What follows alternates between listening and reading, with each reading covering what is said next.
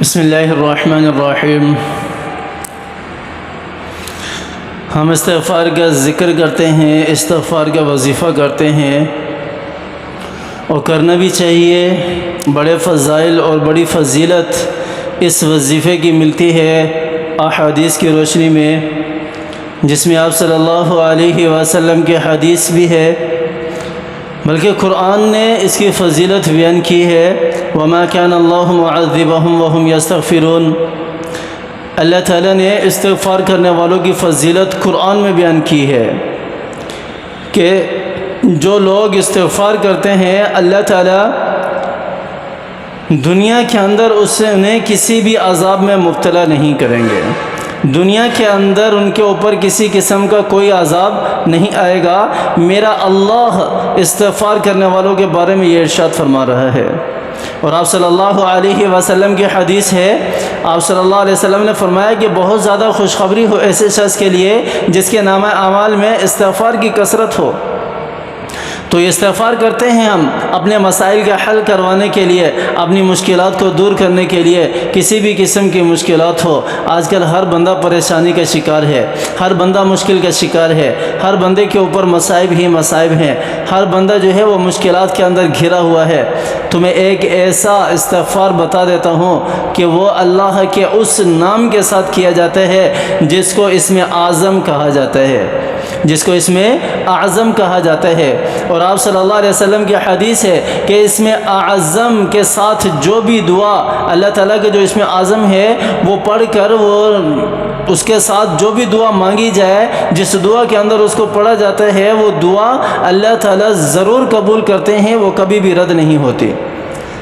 حضرت بریدہ رضی اللہ عنہ سے روایت ہے کہ انہوں نے آپ صلی اللہ علیہ وسلم نے کسی ایک شخص کو الحی القیوم جو اسم اعظم ہے، جو اسم اعظم ہے، اس کا ورد کرتے ہوئے دیکھا، اس کا ورد کرتے ہوئے دیکھا۔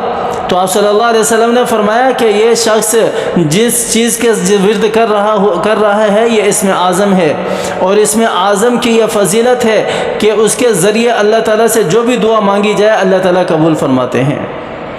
تو الحی القیوم اسم اعظم ہے، تو ہم اسم اعظم کے ساتھ استغفار کو ملا کر کیوں نہ پڑھ لیں؟ جیسا کہ ایک استغفار ہے بھی، ایک استغفار یہ ہے بھی، مروی ہے آپ صلی اللہ علیہ وسلم سے، مفہوم اس طرح کا ہے۔ میں آپ کو وہ استغفار بتا بھی دیتا ہوں۔ استغفر اللہ الذی لا الہ الا هو الحی القیوم واتوب الیہ۔ کوئی زیادہ مشکل نہیں ہے، آسان ہے بالکل، لیکن اس میں اسم اعظم آگے، دونوں نام آگے اللہ تعالیٰ کے، الحی القیوم، جس کے بارے میں حضرت بریدہ کی روایت، مشکات کی روایت ہے، میں نے آپ کے حضرات کے سامنے ذکر کی۔ یہ مشکات کے اندر یہ روایت موجود ہے، اگر کوئی دیکھنا چاہتا ہے تو دیکھ لے کہ ایک شخص جو ہے وہ ان ناموں کا ورد کر رہا تھا، تو آپ صلی اللہ علیہ وسلم نے فرمایا کہ یہ جن ناموں کا ورد کر رہا ہے یہ اسم اعظم ہے، اور اس کے ساتھ جو بھی دعا مانگی جائے وہ ضرور بضرور قبول ہوتی ہے۔ اور انہی ناموں کے ساتھ ہمیں استغفار ملتا ہے احادیث کے اندر، استغفر اللہ الذی لا الہ الا هو الحی القیوم واتوب الیہ۔ تو ہم ان ناموں کے ساتھ استغفار کیوں نہیں کرتے؟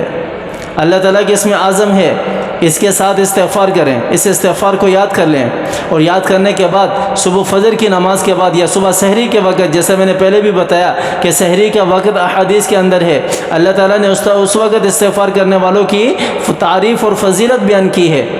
اس وقت ایک تسبیح پڑھ لیں، ایک تسبیح پڑھ کے اسم اعظم بھی اس میں آ گیا، اور پھر اللہ تعالیٰ سے دعا مانگیں، اللہ تعالیٰ کے سامنے گڑ گڑائیں، اپنی مشکلات حل کرائیں، اولاد کی مشکلات، اولاد کی پریشانی ہے دور کرائیں، اپنے مسائل ہیں اللہ تعالیٰ کے سامنے رکھیں۔ ہمارے مسائل سارے کے سارے اللہ ہی کی ذات ختم کرنے والی ہے، اللہ کے علاوہ اور کسی نے ہمارا کوئی مسئلہ، کوئی پریشانی حل نہیں کرنی۔ تو تسبیح پڑھنے کے بعد اللہ تعالیٰ کے سامنے ہاتھ اٹھا کر گڑ گڑائیں، لیکن یہ ہاتھ جب اٹھائیں نا تو یقین کامل کے ساتھ اٹھائیں، یقین کامل کے ساتھ، شک والے ہاتھ نہ اٹھایا کریں۔ کبھی بھی اللہ سے مانگیں تو شک والے ہاتھ نہ اٹھایا کریں، یقین کے ساتھ اٹھائیں، یقین کامل کے ساتھ اٹھائیں۔ یا اللہ میں نے تیرے سامنے ہاتھ اٹھائے، تو جانتے ہے میں کیسا ہوں لیکن تیرا ہی بندہ ہوں، تو جانتے ہے میرے اندر کیا ہے، میرے باہر کیا ہے، میرا ظاہر کیا ہے، میرا باطن کیا ہے، لیکن تیرا ہی بندہ ہو، تیرا ہی بندہ ہوں، تیرے ہی لیے میں نے استغفار کا ذکر کیا، اس میں اعظم کے ساتھ ذکر کیا۔